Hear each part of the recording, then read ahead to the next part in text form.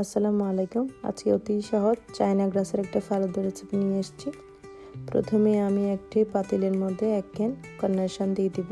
এরপর 1 cup regular milk আর পুরাই can sweet condense মিল্কটা দিয়ে দিব।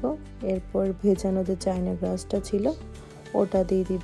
আপনারা চায়না গ্রাসটা 20 মিনিটের মতো ভিজিয়ে রাখলেই হয়ে যাবে। এরপরে আমি ভালো করে রান্না করব। সুইটটা যে যার ইচ্ছে অনুযায়ী দিতে পারেন, কারণ এটাই এক একজনের টেস্ট এক এক রকম। সো আমি ভালো করে রান্না করব এটা না গলা পর্যন্ত। তো এটা যখন গলে গেছে আমি একটা ওভেন প্রুফ গ্লাসে ঢেলে দিলাম। এরপর একটু food colour red and green দিলাম। এটা পুরোপুরি অপশনাল, চাইলে আপনারা সাদাও রাখতে পারেন। দিয়ে বাস জাস্ট ঠান্ডা হওয়ার জন্য রেখে দিব আমি এটা। যখন এটা ঠান্ডা হবে এটা জমে যাবে। এই যে আমার ফালুদা একেবারে অনেক colourful falooda ready. So enjoy, সবাই ভালো থাকবেন।